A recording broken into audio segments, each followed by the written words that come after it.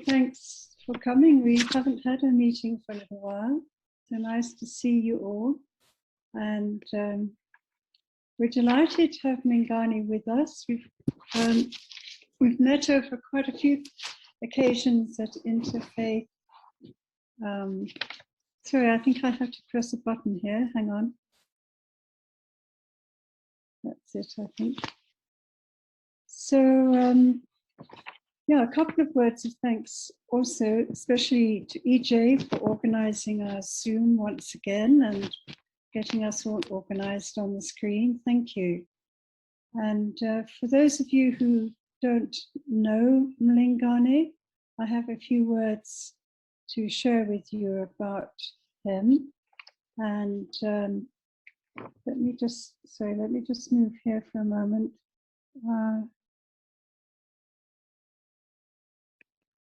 Okay, so for today, thank you for taking time off from your duties and your time with the family in Ghana, Mlingane. We appreciate that.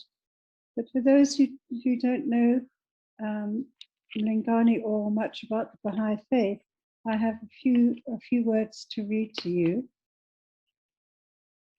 Mlingane Poswayo is the director of the Baha'i Office of Public Affairs, an office of the National Spiritual Assembly of the Baha'is of South Africa. It's the supreme governing body of the Baha'i Africa.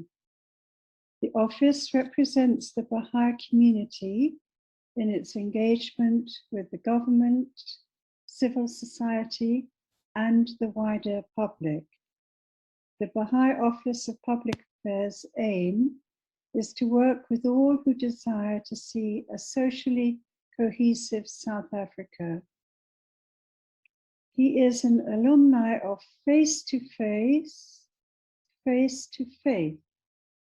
a multi-faith youth organization, a program sponsored by the Auburn Theological Seminary in New York City.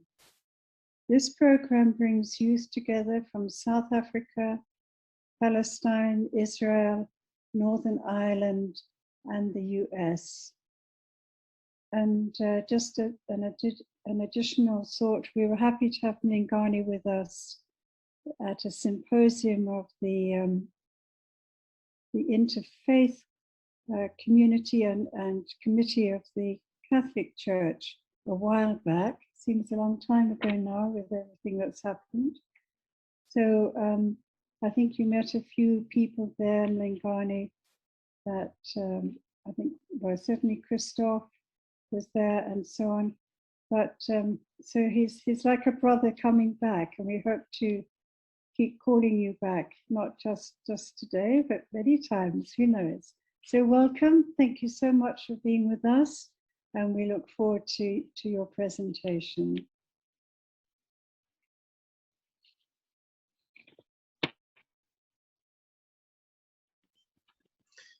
Thank you very much, dear Celia, for those kind words. It has been a pleasure to have had the opportunity to work with staff and to reflect on some of the important issues that are affecting our society. It is a great pleasure for me to be here today with you. Thanks to EJ for the warm invitation. Celia had mentioned quite a while back about this initiative and this group called Mystic Matters. And I had been looking forward to participating in some of the engagements until I received that invitation to be part of the prayer session a couple of weeks back. So dear friends, I bring the love from the Baha'i community of South Africa.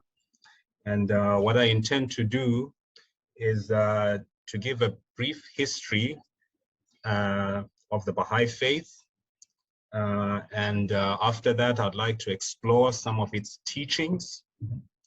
And thirdly, and Lastly, I'd like to spend a little bit of time to talk about how the Baha'i Faith is organized institutionally, because the Baha'i Faith does not have a clergy, but it has elected and appointed institutions.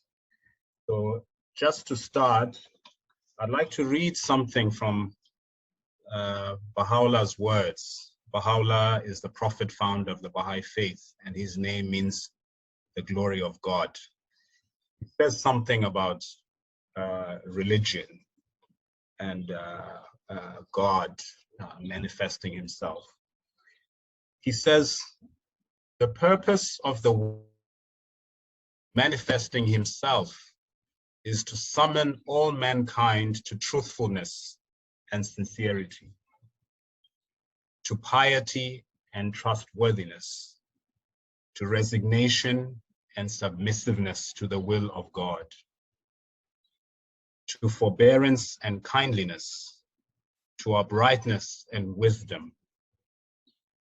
His object is to array every man with the mantle of a saintly character and to adorn him with the ornament of holy and goodly deeds. So that's in the words of Baha'u'lláh about the purpose of religion. He also says in the opening of a book called The Hidden Words,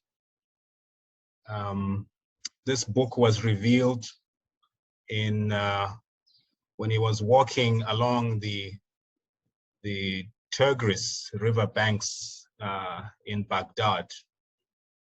He revealed this book, and it was called The Hidden Words. In its opening, he says, "This is that which hath descended from the realm of glory, uttered by the tongue of power and might, and revealed unto the prophets of old.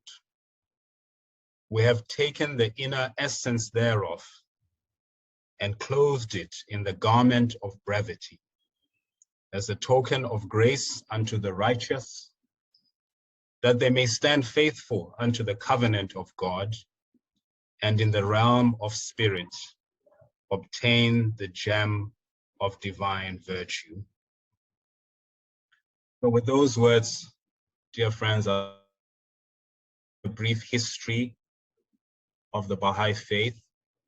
So the Baha'i Faith began in 1844 when a young man called the Bab, which means the gate, began to inform the people that he was a messenger of God and that his appearance was to usher in a period of time in history in which humanity will live in peace and in unity, and that his revelation was to bring about, to announce the coming of Baha'u'lláh, a manifestation of God greater than him, who was prophesied in all the world's great religions.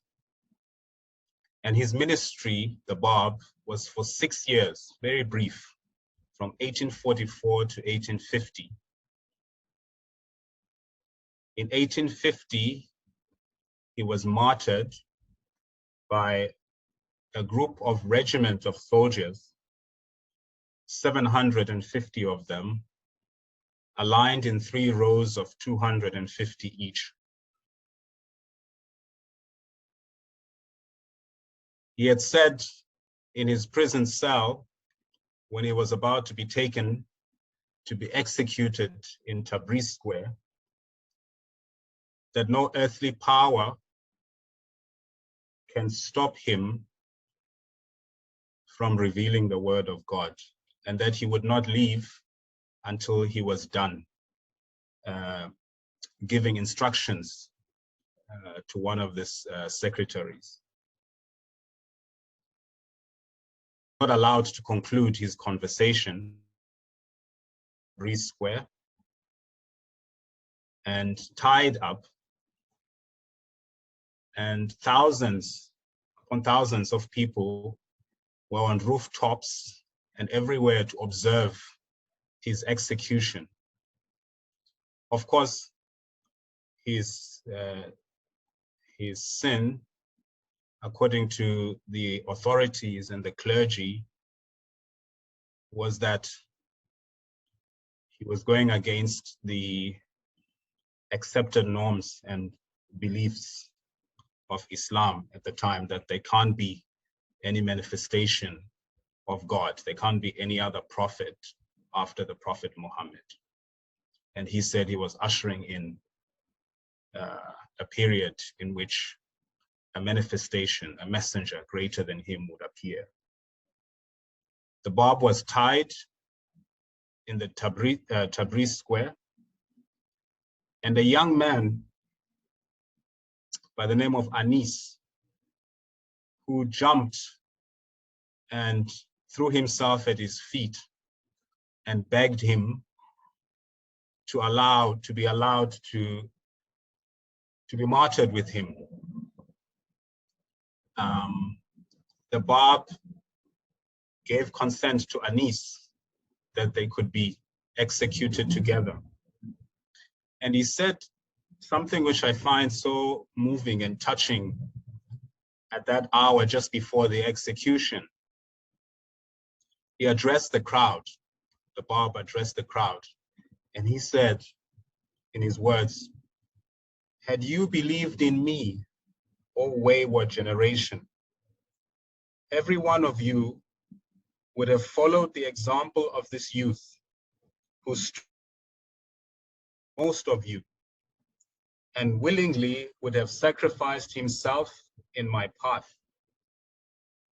That day will come when you will have recognized me, and that day I shall have ceased to be with you."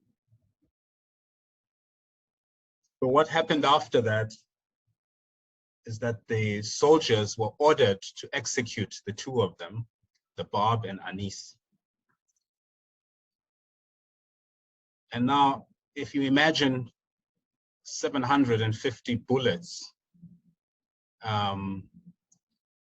shooting two individuals at a square, there was a gunpowder and smoke which blinded everybody. And when that smoke dissipated, the Bab had disappeared and Anis remained in that same spot, unharmed and confused. And there was a frantic search for the Bab throughout the city. And the Bab was found back in his cell, communicating with one of the secretaries. And they remembered his words when he was rushed earlier, that he had said that no earthly power can stop what God has destined. And he said at that point, "I am now ready to be taken to the execution spot." And they were tied again with Anis. And a regiment of soldiers had to be brought in because the first one were too shocked to allow to try and initiate the execution. And when the second group was brought in and they were shot at, their faces were unharmed, but their bodies had become one. Their flesh and bones had mingled together. And their bodies were thrown out of the city, the gates of the city, to be left to be eaten by wild animals, in addition to the humiliation of being executed in the public square. And the Bab's remains and that of Anis were kept for many years in hiding. And today, they are in the mountain of Carmel, in the shrine of the Bab, in the city of Haifa. Some of you who may have had the privilege to visit the city of Haifa in Israel may have seen the Baha'i gardens, as they are called, and at the center is the shrine of the Bab, which contains his remains and those of Anis. So Baha'u'lláh, who the Bab was talking about, declared his mission in 1863 and said that he was the one whom the Bab had spoken about. The Bab had spoken about he whom God, and Baha'u'lláh said he was the one God, the Bab had spoken about and had prepared the people. And because of that, Baha'u'lláh had endured a lot of suffering and imprisonment. And he was a prisoner all his life for close to 40 years, and he was banished. So he first was put into a dungeon in Tehran, and this dungeon used to be used as a water reservoir, and it had now been converted into a prison. And 3 flights of stairs deep into the dungeon, they were tied in a rod, and they could not sleep or move for 4 months. And it was in that state of the Siak-Chal, the black pit, which we read that it was filthy and smelly. And this is where assassins and highwaymen would be thrown into. And the idea would be that you would either die in the conditions of the prison, or you would be executed. So every day, a number of people were taken out of this dungeon to be executed. And each and every one of them, these highwaymen and assassins, they were so transformed being in the company of Baha'u'lláh that when they were taken to be executed, they would throw themselves onto his feet and thank him for having showered them with love and changed their hearts. So the Baha'u'lláh was in this prison for 4 months, and he was poisoned during that time in the prison. And he was then released and banished out of Persia. So the modern day Iran, then it was Persia, and it was part of the Ottoman Empire. And Baha'u'lláh says it was in there where he received that the angel Gabriel appeared and informed him that he was a messenger of God and that he was safe, and that he would change the world through his pen. So what happened after that is that Baha'u'lláh was then released after he was poisoned, and he did not die, and he was banished outside of Persia. The first country he went to was Iraq with his family and a small band of believers.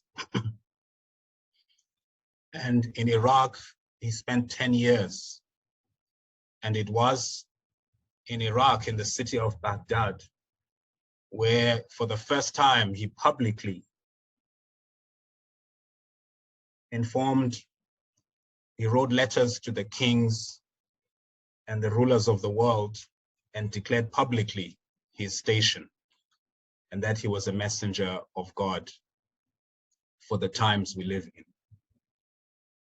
And as I alluded in the beginning, it was there where he revealed one of his most important works, the Hidden Words. So he was banished from there to Constantinople, Adrianople, And the last prison city, the city of Akka or Akko in the then Palestine. And this is described in the Baha'i writings as the most great prison. This was where he arrived in that prison with his family, so they kept being banished from city to city and country to country. And they arrived there in 1868. And at that time, the city of Akka was known as the most filthiest of cities. There was a saying that if a bird flew past the city of Akka, it would drop dead. That's how filthy it was. And the prison that they were taken into the day they arrived, a few of the children who were in their company had died because they had no water and no food and no proper ablutions or sanitation. And he said that this city in the future will be one of the most beautiful cities in the world. And now if you visit the city of Akka and the city of Haifa, they're known as the twin cities. And he prophesied that there would be, first of all, that there would be twin cities, and that there would be flowers and trees and everything to make them beautiful. And he said this during the time it was known as the most filthiest of cities. And today, when you visit, indeed, those two cities are beautiful. When one of the governors of the city of Akka had asked him, what could he do for him to thank him for all the work he has done for the city, for bringing about peace and unity amongst the various groups of people, Baha'u'lláh said that he would be grateful if he built a water reservoir so that the residents of Akka may have clean water. So maybe I will just skip this historical context, looking at the time, and talk briefly about the succession. So in the prison city of Akka, this is where also Baha'u'lláh revealed the most holy book, the Kitab-i-Aqdas, which is the book of laws. And he also revealed the book of certitude, which is the Kitab-i-Ghan. And in that book, he explains the relationship between God's manifestations, and specifically Moses, Jesus, and the Prophet Muhammad, and explains how these revelations, they're connected and they come from the same source.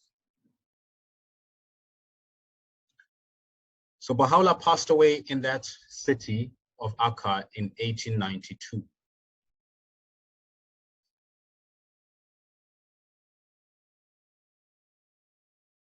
And at that point, he had appointed a successor, Abdul-Baha, which means the servant of Baha, his eldest son, as the interpreter of his teachings, of his covenant. So he appointed Abdul-Baha through a will and testament. And as you know, in some religions of the past, it was often the case that a successor was not appointed, which then caused disunity or the religion to break into many sects or denominations. In the Bahá'í Faith, Abdul-Baha was appointed as the successor. And this was revealed through the will and testament of Baha'u'lláh. And the whole Baha'i world were to turn to Abdul-Baha for guidance. and he was an example of how Baha'is should live their lives. And this year, 2021, marks 100 years since his passing. Abdu'l-Baha's ministry spanned from 1892 to 1921. And this year, the Baha'is will be commemorating the centenary of his passing. So Abdu'l-Baha was instrumental in taking the Bahá'í Faith from the East to the West. When he was released from prison, because he was a prisoner with his father, Bahá'u'lláh, when he was released from prison, he set out to go to the West. He went to all the big cities in Europe and in America to talk about the teachings of unity and peace. Because, as we all know, they had challenges with racism, and they still do. Abdu'l-Baha spoke a lot about the importance of the unity between people of all races. And I think it's quite significant because we've also have had similar challenges in South Africa, just like America in the recent past have had these Black Lives Matter movement, and also with the looting that we have seen, that in some places it has also taken on racial undertones. I'd like to highlight one of the things that strove to do, maybe through a story. When he was living in New York during his visit in America, a group of youth had come to visit him. And these youth were just a group of teenagers. And a lot of them were white, or most of them.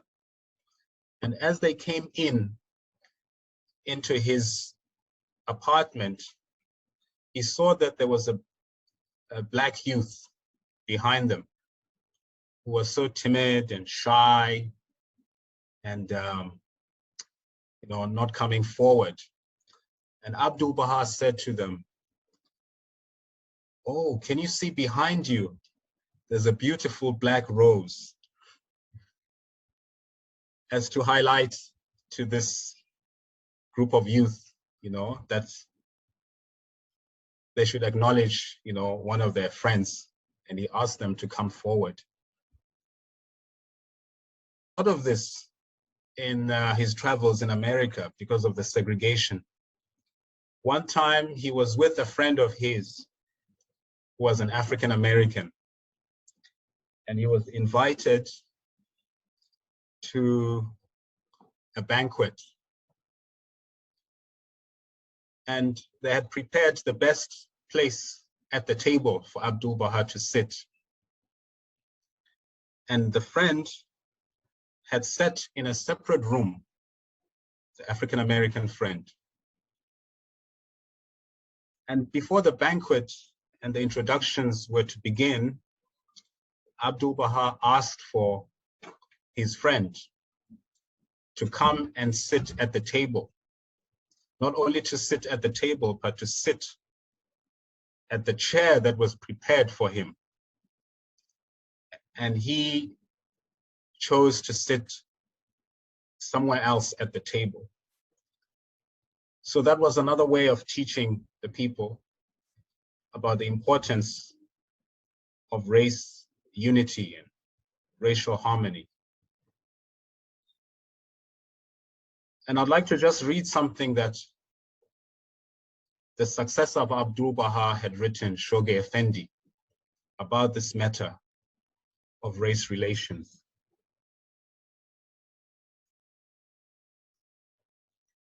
And I quote from his words.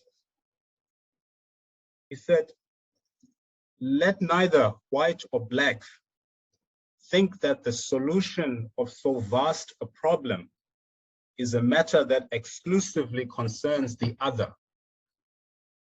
Let neither think that such a problem can either easily or immediately be resolved. Let neither think wait confidently for the solution of this problem until the initiative has been taken and the favorable circumstances created by agencies that stand outside of the orbit of their faith.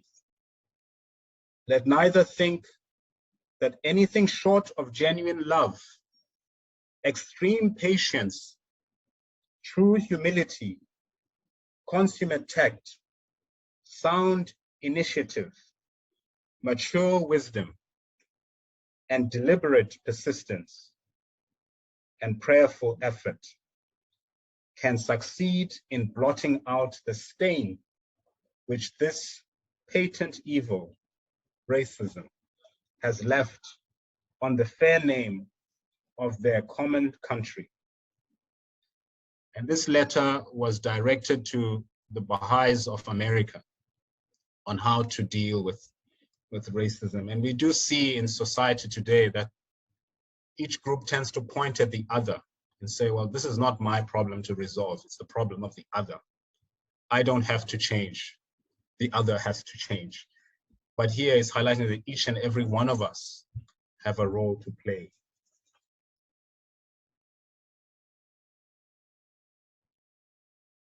So now I'd like to highlight a few teachings of the Baha'i Faith, and thereafter talk about the institutions that govern the Baha'i Faith. So the Baha'i Faith is about unity. It is here to unite the peoples of the world. And one of the teachings of Bahá'u'lláh was that there should be harmony between science. He said that religion without science degenerates into mere superstition, and that science without religion leads to wastes in materialism. He said, therefore, humanity needs both. The other teaching of the Baha'i Faith is that of the equality between men and women. And he said that men and women are like a bird with two wings. And not until both wings are fully developed can the bird fly.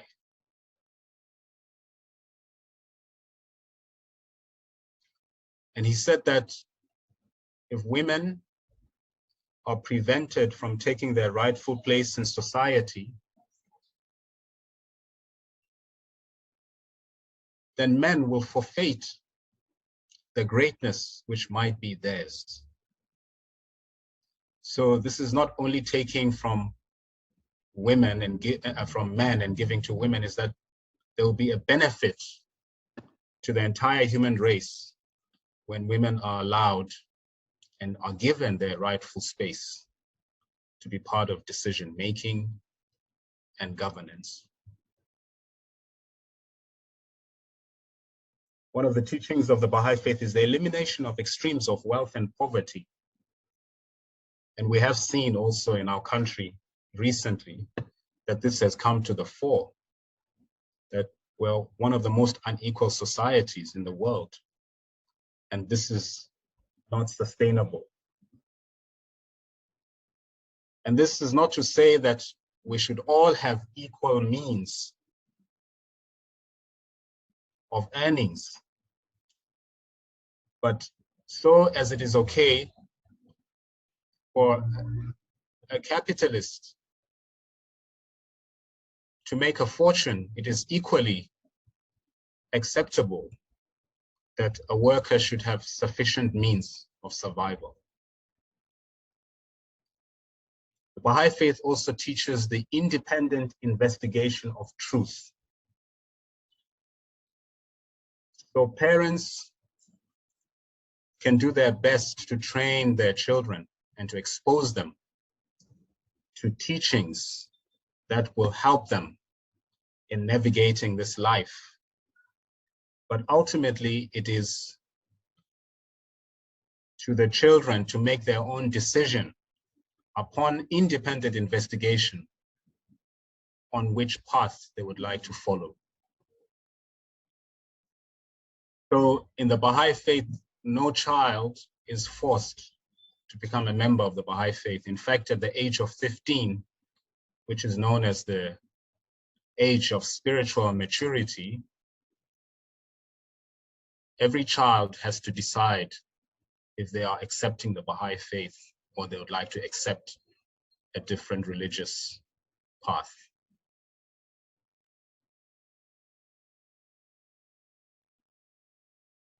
And one of the teachings are that there is a need for an auxiliary language. There is a need for a language which we can use to communicate between the peoples of the world. So we can have our mother tongue, but then we need one language that will bring us together so that wherever we travel throughout the world, we can feel at home.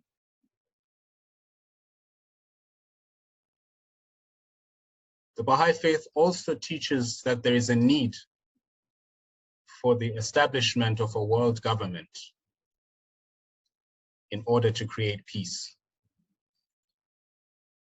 to resolve disputes, to bring about justice and fairness. And one of the teachings which I'll highlight and I'll come back to of the Baha'i Faith is that decision-making and conflict resolution are to be achieved through the tool of consultation. And I'll come back to highlight what that entails, especially when I'm talking about the institutional framework of the Baha'i Faith. So now allow me to get into the institutional framework of the Baha'i Faith. I said in the beginning that the Baha'i Faith does not have a clergy or a priest, but that it has elected and appointed institutions. So at the international level, we have the Universal House of Justice, and this is 9 members that govern the affairs of the Baha'i Faith throughout the world. And these members are elected once in 5 years. At the national level, we have the National Spiritual Assembly, which is tasked with the administration of the affairs of the Baha'i Faith at the national level. So in South Africa, we have the National Spiritual Assembly of the Baha'is of South Africa. And this body is elected once a year at Rizwan during the Baha'i festival called the Festival of Paradise. This is 12 days in which Baha'u'lláh was in Iraq. He went into a garden called the Najibiyya Garden, which was known as he named it as the Garden of Rizwan. And within these 12 days, this is when he announced his mission to the world. And the national leadership is also 9 members. At the local level, at the city or town, we have the local spiritual assembly of the Baha'is of that town. In Johannesburg, you have the local spiritual assembly of the Baha'is of Johannesburg, the local spiritual assembly of the Baha'is of Cape Town, the local spiritual assembly of the Baha'is of Polokwane, of King Sabata, and so on. And this is a system that is applied throughout the world. And we're told that in the future, these national and local spiritual assemblies will be called national houses of justice or local house of justice, just like the Universal House of Justice is called the Universal House of Justice. Now I'd like to highlight how this happens. If you say the institution is elected. These institutions are elected. Maybe you may be thinking there's some process of canvassing or slates or factions. In the Baha'i Faith, all those are prohibited. Elections are done through, there is no campaigning, there is no canvassing, and no individual is allowed to put themselves forward to be elected. Even spouses, husband and wife, do not discuss who they elect at the time of election. And anybody can be elected who is at the age of 21 and above. And so this system ensures that there is greater representation in the governance of the Baha'i Faith. And this system ensures that there is unity, there is no division. Because as we know, partisan politics is quite divisive. So these ballots are submitted in a prayerful manner, and upon collection of the ballots and tallying, the results are announced. And often the people who are elected onto these institutions are shocked. If you have the opportunity, as I have had in the past few years, to participate in the national conventions, you see that somebody who has never ever thought that they would be elected, that they feel that they are not adequate to serve on these bodies, they are elected onto these.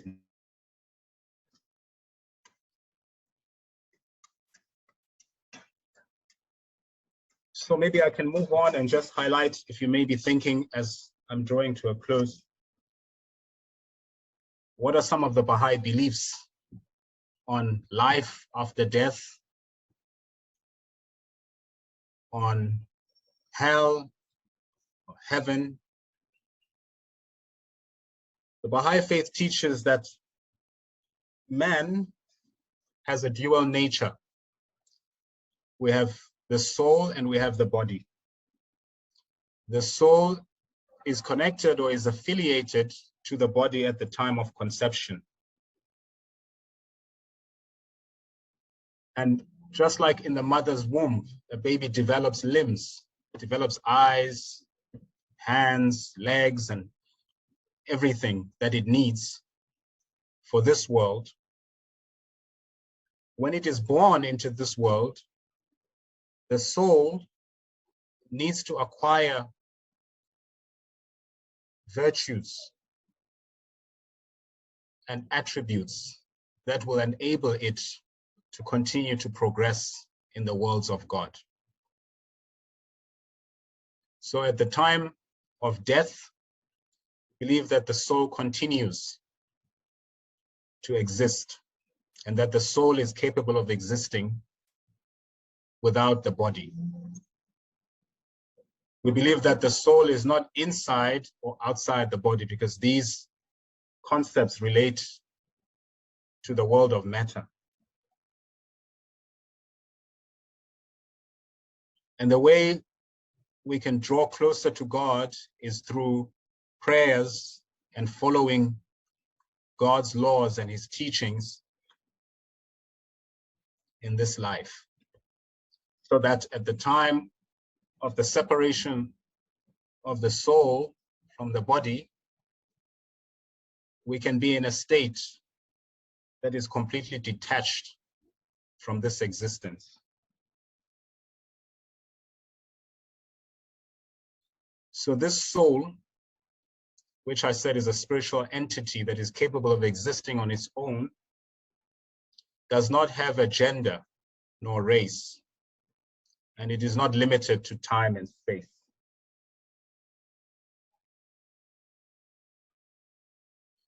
And we believe that what people call hell is remoteness from God, is being far away from God.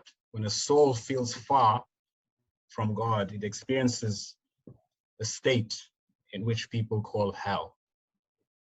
And that we believe that this hell and heaven, they are not physical places. They are states of being. So I think maybe I can pause here to allow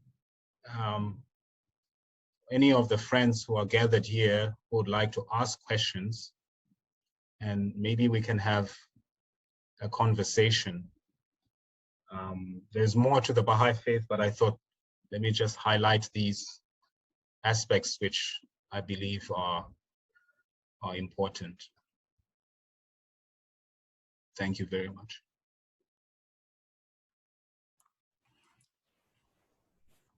Thank you. It has been so informative. Just wanted to ask you, I know it's probably a bit of an oversimplification, but you know, one could say that in each religion you have your mystical stream, you know, like Kabbalah in Judaism, the more Gnostic side in Christianity. Is there something similar in the Baha'i religion? Can you maybe speak to mysticism in the Baha'i religion? Thank you, EJ. Interestingly, I was expecting that question because this is mystic matters. Yeah, so in the Baha'i faith, we do not have, I guess, different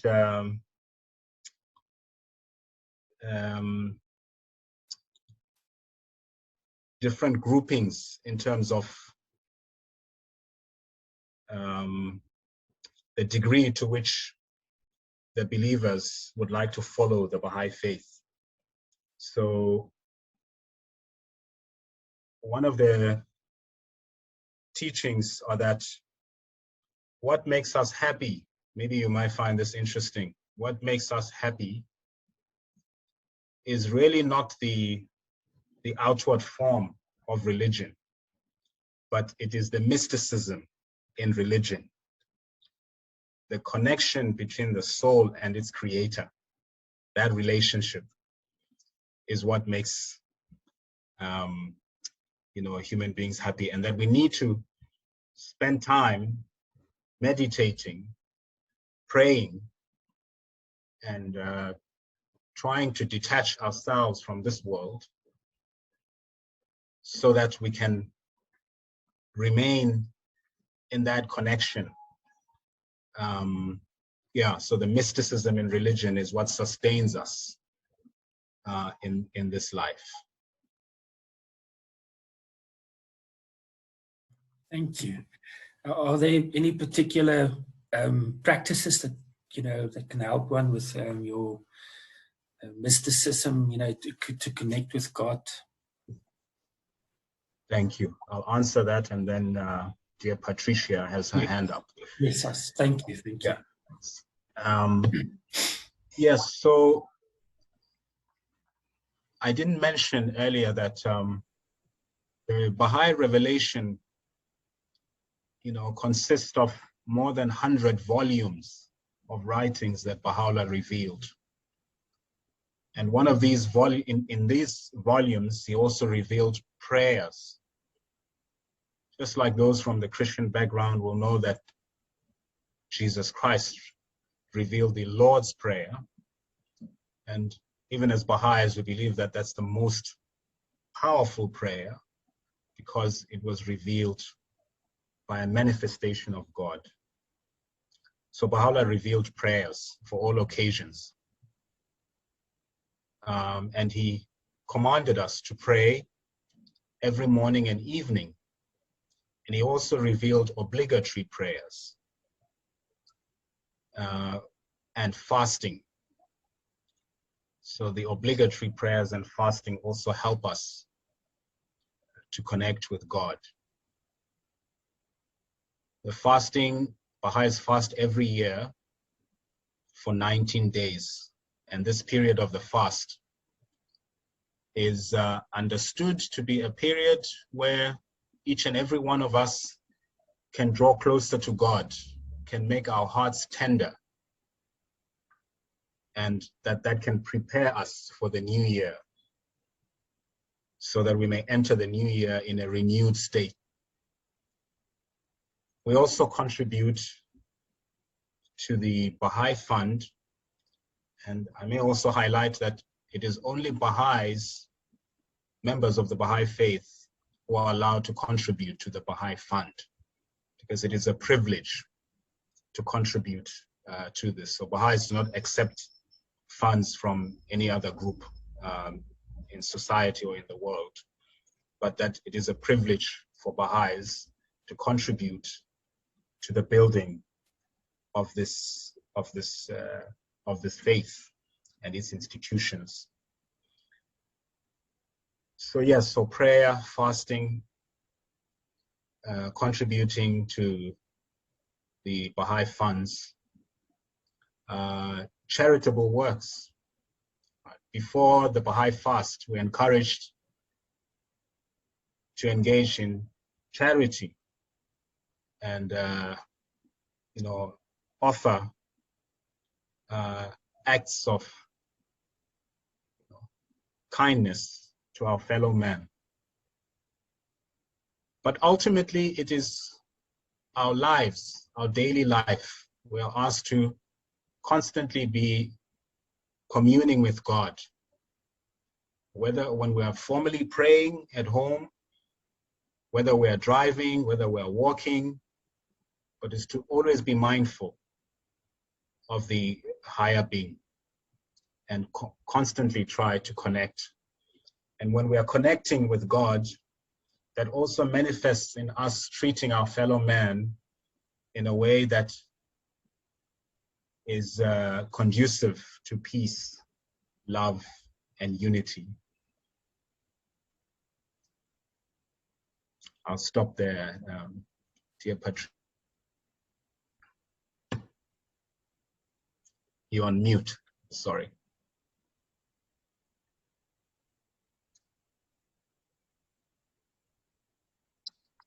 Can you hear me now? Loud and clear, thank you. Thank you.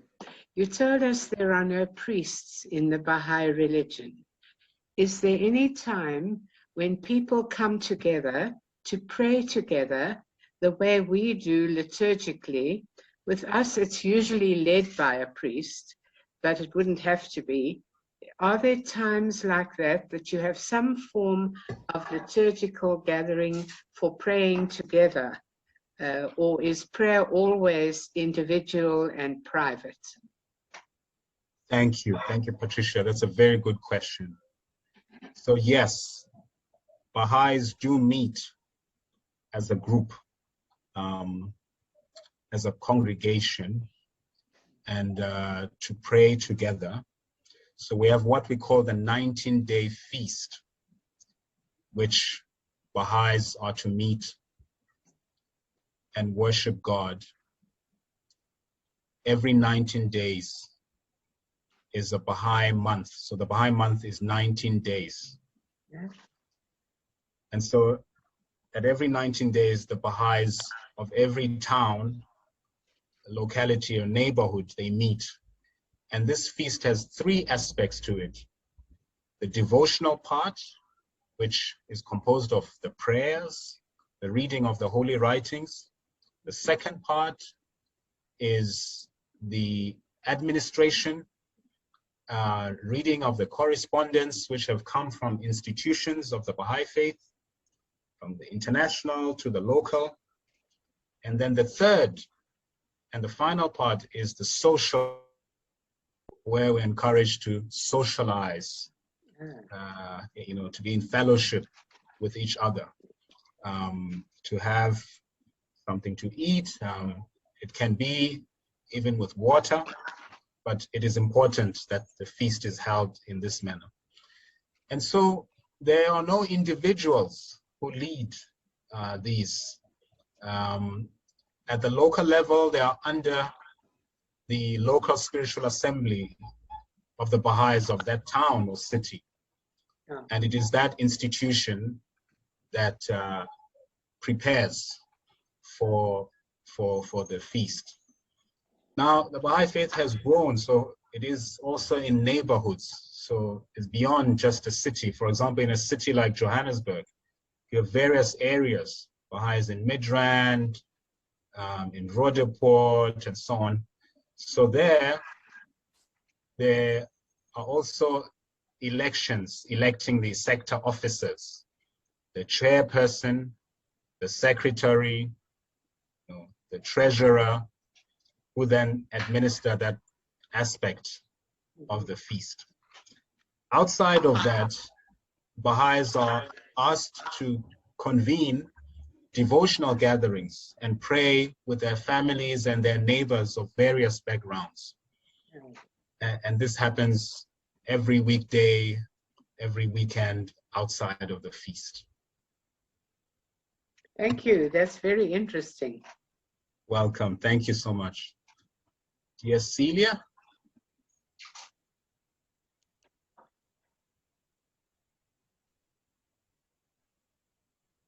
Yes, thank you. Thank you so much, Mlingane.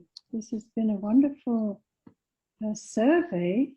It's helped some of us, when we went to your center, came away with so many books.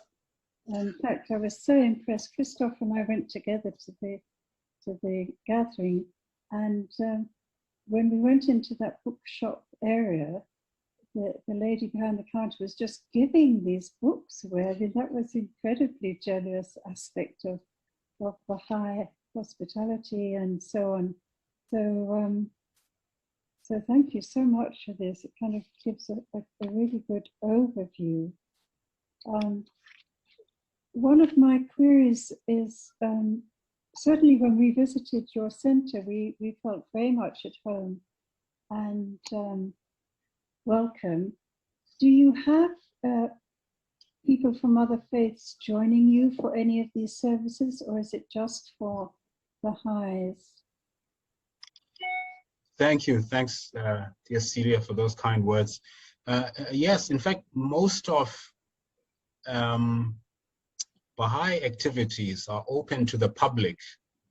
It is, for example, the devotions that I was talking about, we're encouraged to host these devotions in which to pray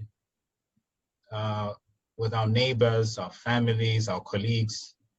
These are with Baha'is and people and their friends who may be Christian, Muslim, Hindu, Jewish, and this is encouraged, that this also brings about unity at the level of the neighborhood or colleagues, the workplace.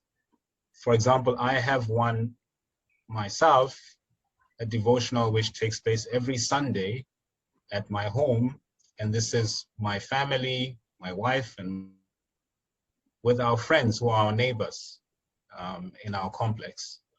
And these neighbors, one of them is Hindu, a few are Christians. Just trying to go through. I think one is African traditional. Yeah. So, and it's open. It's open to all. Thank you very much. That's wonderful. I don't think you were involved. Your friend here in Pretoria, Salim, I think his name, he was involved in an interfaith conference that the Catholic bishops of South Africa organized some years ago now at the seminary, at St. John Vianney Seminary in Pretoria. And there was your friend together with, I think, Richard, an African friend. Anyway, the two of them gave a short presentation.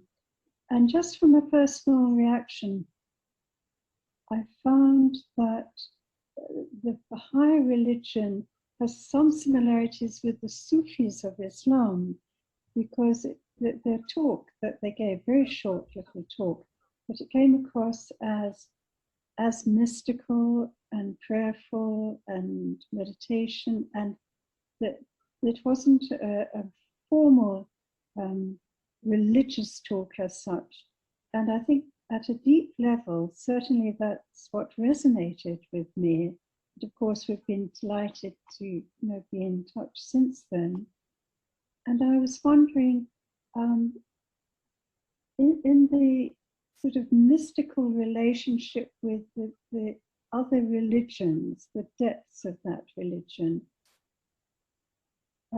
mystical writings in the Baha'i faith that we have, that are similar to what we have in Christianity, the writings of the mystics, and there's so much. But would you say there's that unity at that level? That's certainly what I felt when we were at that conference.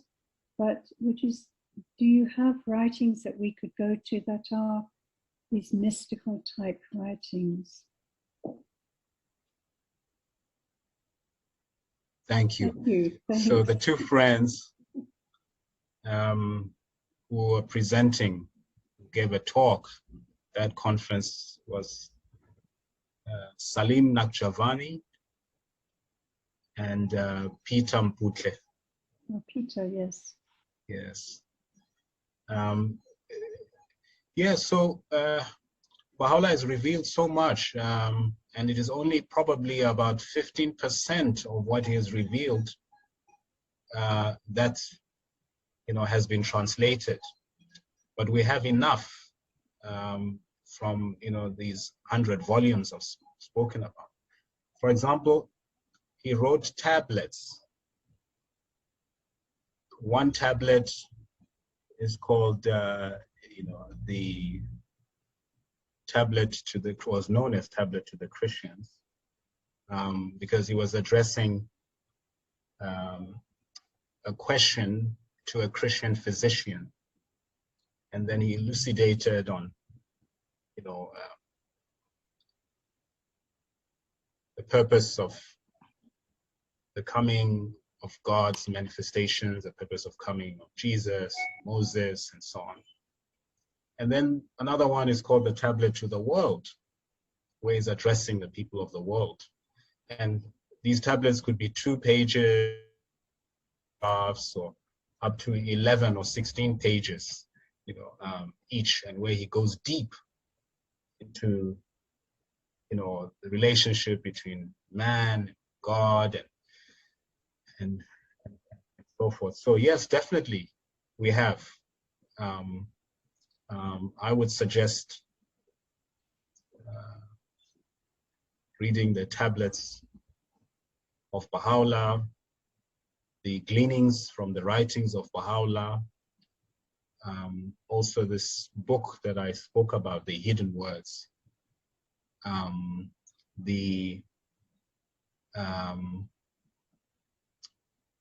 There's another book called the 4 Valleys. The 4 Valleys and the 7 Valleys. And that one, I think, if you're into mysticism, you would really find it quite interesting. But I can, if any of the friends here have an interest, I can arrange for some of these works to be made available to you. Thank you so much. May I just add one little query with respect to the Sufis in Islam?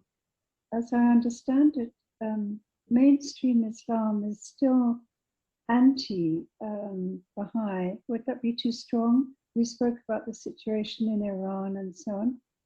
But with the Sufis, because of this mystical sort of connection, are there still links? Would they still be interested in the Baha'i religion, or vice versa? Or is there quite a decisive split now from Islam because of the whole history, of course? Yes, so the there's between Baha'is and peoples of all religions, including the Sufis, there's a cordial relationship. So yes, so the Sufis, I guess they, if I'm correct, they regard themselves as a, a branch of Islam, right? That the mystic part of Islam. But Baha'is do not regard themselves as a branch of Islam. Baha'is regard themselves as an independent world religion. Just like Christianity is not an offshoot of Judaism, because Christ brought a new revelation. Yes, he came from a Jewish background, but he brought, the New Testament, the new revelation. So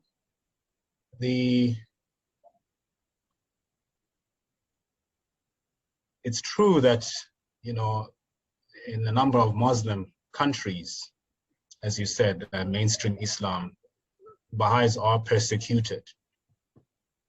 And it dates back to, what I've mentioned earlier, the execution of the Bab in 1850, because there's a belief in Islam that Prophet Muhammad is the last prophet, and there cannot be any other prophet after him. So, and they say that this is the seal. Prophet Muhammad is the seal of the prophets. And so, but the Baha'is, in response to that, is that we believe that the Prophet Muhammad has sealed, prophethood, but that by no means can be understood to be the end of revelation. That it does not mean it's the end of the coming of God's messengers into the world. So the Prophet Muhammad sealed a particular dispensation, and then the Bab, who was the gate, he opened a new dispensation. And that within Islam, there is this in the Quran, that the Prophet Muhammad is the seal. So for every prophet is not a messenger, is also explained in the Quran. For example, there are many prophets in all the scriptures, even in the Bible and so on, but their rank is not equal. For example, the rank of Jesus is much higher than, a number of the other prophets that are mentioned in the Bible. And so every messenger of God is also a prophet, but not every prophet is a messenger. The distinction is that the messenger reveals glad tidings, reveals teachings, but then a prophet, if one is merely a prophet, just foretells what is to happen, but does not necessarily bring a new revelation. So that's where things are. But then there are other countries, Muslim countries, that over time have allowed and have recognized the Baha'i Faith as an independent religion. Unfortunately, in Iran and Yemen, we have this challenge where the government and the clergy, they see the Baha'i Faith as a threat. And one of the reasons is that if a country declares itself as a theocratic state, theocracy, then the Baha'i Faith says in its teachings, it does not have a clergy that is seen as a threat to the status quo. And if a country does not acknowledge that men and women are equal, the Baha'i Faith says that man and women have always been and will always be equal in the sight of God. That is also seen as a threat, and that both men and women should receive equal rights, equal privileges and opportunities. Yes, thank you. Thanks so much, Mlingane.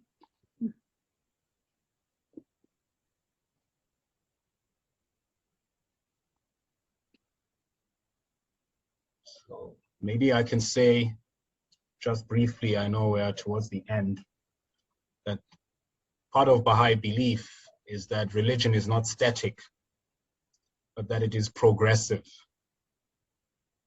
So God has sent his messengers in different places at different times, so that all of humanity may be with guidance, may not be without guidance. And we believe that they build on the message which has been revealed by the other. And all these manifestations come from the same source, which is God. And often religion is seen to contradict each other, because people tend to say, well, this religion says this religion says that, so it can't be that they all come from the saying different things. And I was shocked the other day when one religious leader on national television said that Interfaith is a religion. And he said that because the various religions do not accept each other, so you have to step out of your own religion to accept Interfaith. And I was quite shocked to hear this. And but what I was trying to say is that what is different is the social teachings, how each religion practices, how each religion prays, how each religion administers marriages, how each religion conducts services. And that is based on the time and the place that the manifestation of God appears. But something that is one and the same and does not change throughout all these religions is the spiritual teachings. They're always the same. Thou shalt not kill. Do unto others as you would have them do unto you. And the golden rule, for example, in the Bahá'í Faith, the teaching is that blessed is he who prefereth his brother before himself. Just like in the Christian faiths, is do unto others as you would have them do unto you. And and Islam has its own, and so on and so on. So religion is one. Baha'is believe God is one. It's the unknowable essence that manifests itself in different times and in different places. And the peoples of the world are one, though we may be of different races. So, and the teachings of the Baha'i Faith are unity. And there is a belief that there cannot be peace in the world if there is no unity. So unity comes first. So the bonds between the peoples of the world, the spirit of brotherhood, sisterhood, is essential for us to realize peace. And one of the prerequisites is that of the realization of the equality of men and women, is also a precursor to peace. Thank you. Thank you. Just two questions from my side. And, before I ask the one, I generally stay clear from issues that could be contentious because, for me, the purpose with mystic matters is to foster dialogue. But, I'm just wondering, the Baha'i Faith position when it comes to Lgbti issues, because in many religions, people from our community find it very hard and difficult, to find acceptance and a place to be. And then my other question is just, for example, when there are significant events, like, as people getting married or buried or new children, and you don't have clergy, how you handle that?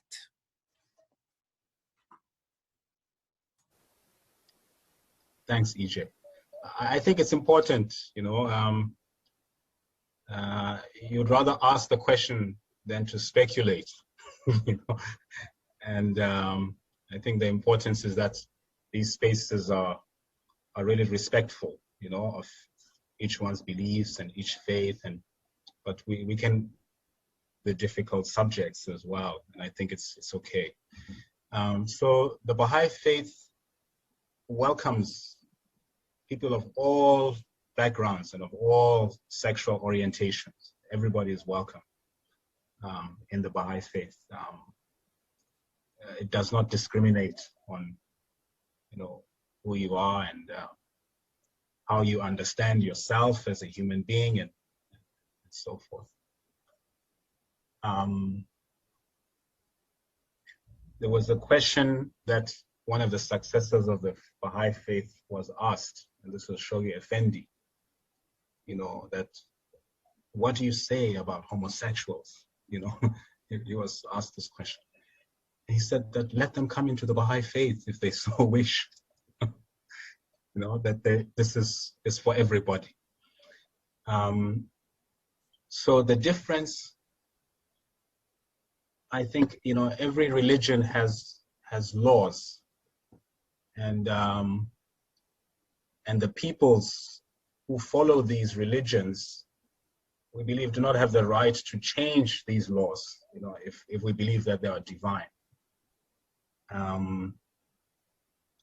And so it becomes difficult when maybe there's any group in society that is asking a particular religion to change a particular law that may be fundamental.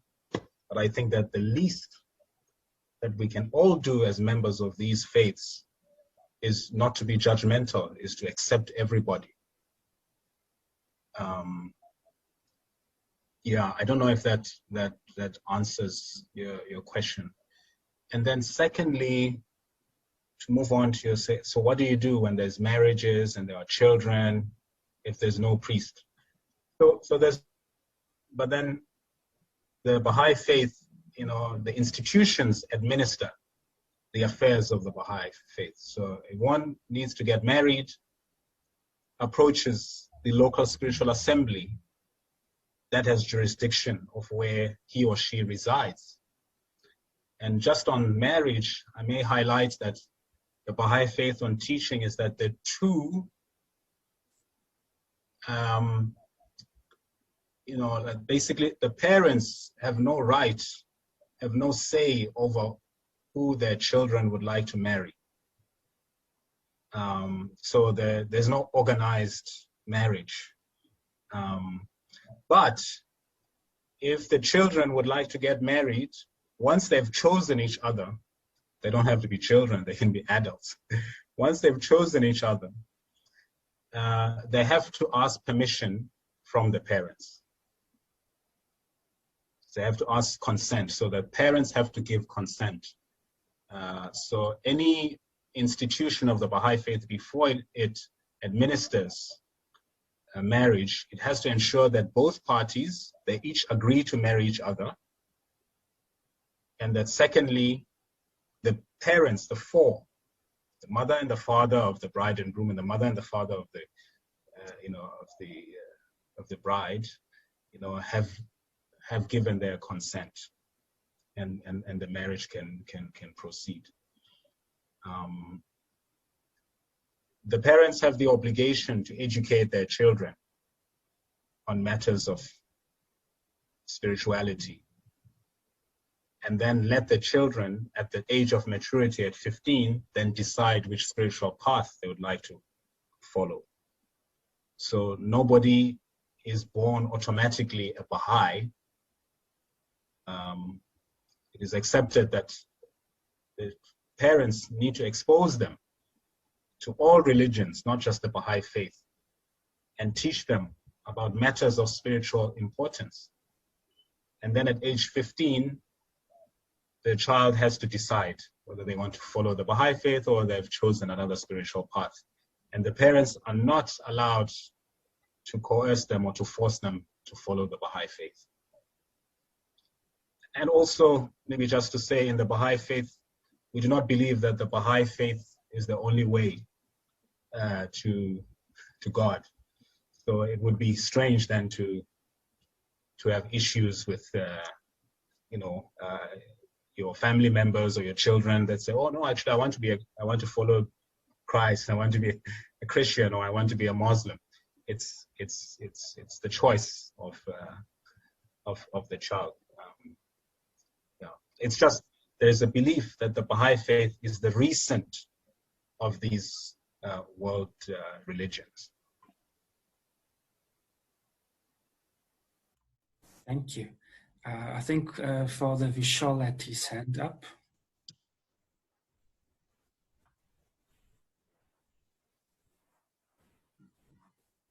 It looked like he was applauding. Oh. It looked like it was something like that. No, Yeah. I was appreciating him. Oh, thank you. Yeah, for being open to hear lots of things which we are thinking as scandal to our religions. So I was applauding him. Okay, thank you. Good to see you. Thank you, Father Vishal. So anyone else who would like to say something?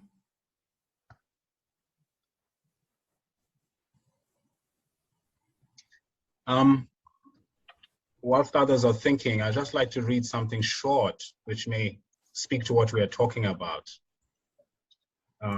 This is from Bahá'u'lláh.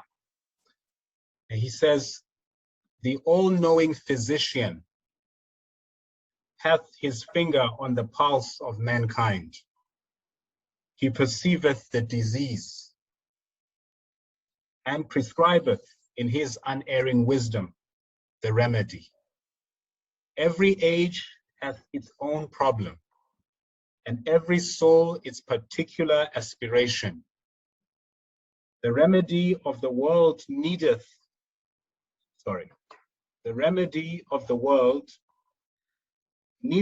its present day afflictions can never be the same as that which a subsequent age may require."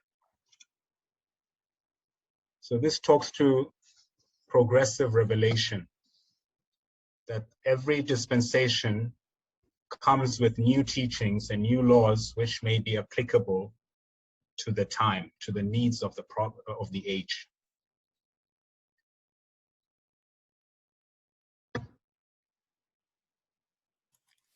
Thank you. Well, this has been so informative, and this time just went past so quickly, and I feel like I've learned so much. And I was just really struck by the unity within the Bahá'í Faith. So I really want to thank you for making this time to share with us. I really feel like I've learned so much. I'm grateful for the opportunity. Appreciate it. Thank you so much. Thank you. Yes, and just to mention in closing as well is that we recently had Interfaith prayer event for COVID-19, and that is where I had the privilege of meeting you the first time. And so looking forward to hearing more from you in the future. And just to thank everyone who attended today, and God bless.